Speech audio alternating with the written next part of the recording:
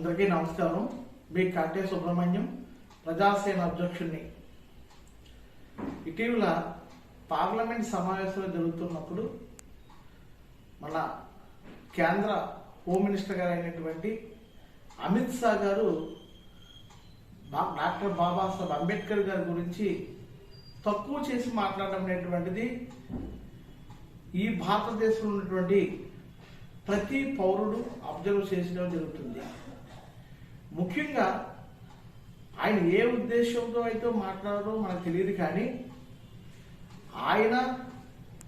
ఆయనతో ఉన్నటువంటి కొంతమంది మతోన్మాదులు ఎవరైతే ఉన్నారో వారందరూ కూడా తెలుసుకోవాల్సినటువంటి విషయం ఏంటంటే, అసలు ఈ భారతదేశంలో కుల వ్యవస్థ అనేటువంటిది ఉన్నంత కాలం, ఈ భూ ప్రపంచం అనేటువంటిది ఉన్నంత కాలం డాక్టర్ బాబాసాహెబ్ అంబేద్కర్ గారు ఎప్పుడు జీవిస్తూనే ఉంటారు.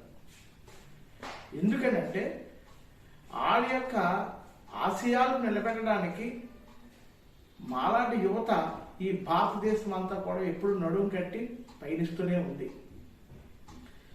ఈ దేశాన్ని పాలించే నాయకులైనా ఎంతటి పెద్దవారైనప్పటికీ కూడా బాబాసాహెబ్ అంబేద్కర్ గారి జోలికి వచ్చి ఎవరో తక్కువ చేసి మాట్లాడినా అసలు క్షమించేటువంటి ప్రసక్తే ఉండదు. ఎందుకనంటే ఈ భారతదేశంలో కుల వ్యవస్థతో చాలామంది ఈ రోజుకు కూడా ఈ యొక్క అణగారినటువంటి వర్గాన్ని అణిసివేయటువంటి జరుగుతుంది. బాబాసాహెబ్ అంబేద్కర్ గారు భారత రాజ్యాంగంలో ఎన్నో హక్కులు కల్పించినప్పటికీ ఈ దేశాన్ని కానీ రాష్ట్రాలను కానీ పాలించేటువంటి నాయకులు ఎంతవరకు ఈ భారత రాజ్యాంగంలో పొందుపరిచినటువంటి అంశాలను అమలు చేస్తూ ఉన్నారు ఒక్కసారి మీరు నివృత్తి చేసుకోవాలి. అప్పుడు భారత రాజ్యాంగాన్ని రచించినటువంటి అంబేద్కర్ గురించి మీరు మాట్లాడవచ్చు. ఎక్కడా కూడా ఏ అంశాన్ని కూడా అమలు చేయడం లేదు.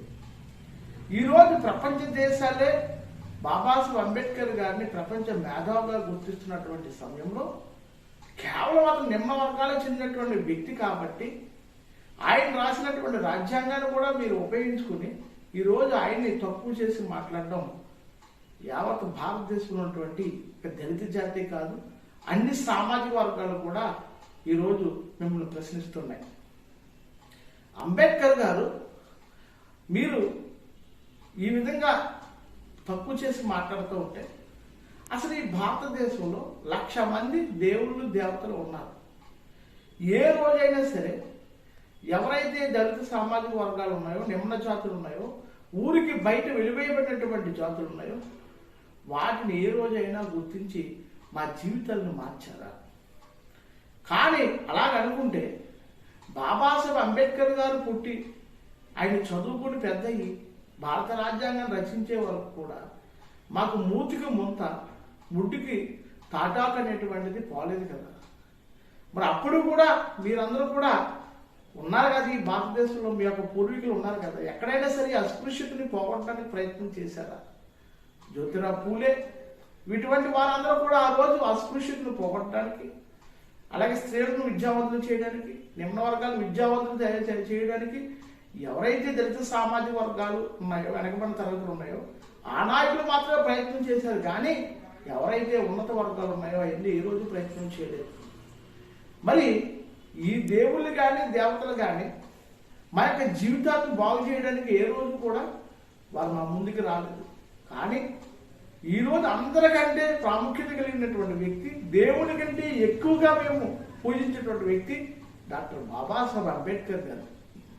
ఆయన మా నిమ్న వర్గాల పాలిట జ్యోతిగా, ఆశాజ్యోతిగా, ఒక భగవంతుడు స్వరూపుడుగా మా ముందుకు వచ్చి ఈరోజు భారత రాజ్యాంగాన్ని రచించి మా అందరి జీవితాలను మార్చినటువంటి గొప్ప వ్యక్తి.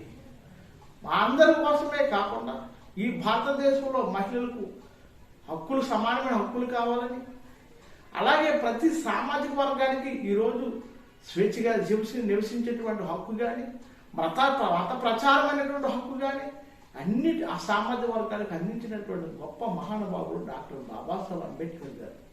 మరి ఇటువంటి వ్యక్తిని తక్కువ చేసి మాట్లాడటం, పైకి ఎక్కడ చట్టసభలో, పార్లమెంట్లో మాట్లాడడం, అమిత్ షా గారు మాట్లాడినటువంటి మాటలను సమర్థిస్తూ ఈ దేశ ప్రధాని అయినటువంటి అత్యున్నతమైన పదవిలో ఉన్నటువంటి మోడీ గారు కూడా మాట్లాడడం ఎంతవరకు సబబు అనేటువంటిది ఈ భారతదేశంలో ఉన్నటువంటి ప్రతి ఒక్క పౌరుని అడుగుతూనే ఉన్నాను. ఎందుకనంటే మన దేశానికి ఎంతో సేవలు అందించి వారి జీవితాన్నే పణంగా పెట్టి సేవలు అందించినటువంటి వ్యక్తిని మనం ఎప్పుడు గౌరవించలేదు తప్ప, అది ఏ కులమవునే, ఏ వృత్తి అవునే సరే, ఏ మతమైనప్పటికీ కూడా వారికి మనం గౌరవం ఇవ్వాలే తప్ప వాళ్ళని ఎప్పుడు కూడా తగ్గించి మాట్లాడకూడదు. ఎందుకనంటే వాళ్ళే మనకు ఆదర్శం, వాళ్ళే మనకు మార్గదర్శనం.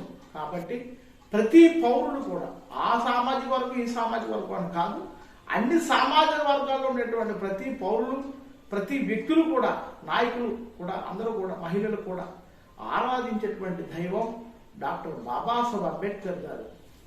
ఈ భారతదేశ స్థితిగతులను మార్చినటువంటి గొప్ప మహోన్నతమైనటువంటి వ్యక్తి డాక్టర్ బాబాసాహెబ్ అంబేద్కర్ గారు.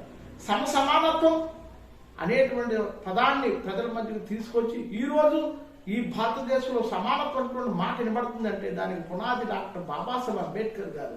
కాబట్టి మనం ఏ పార్టీలో ఉన్నప్పటికీ, ఎక్కడ ఉన్నప్పటికీ కూడా మన మూలాలను మనం మర్చిపోవద్దు.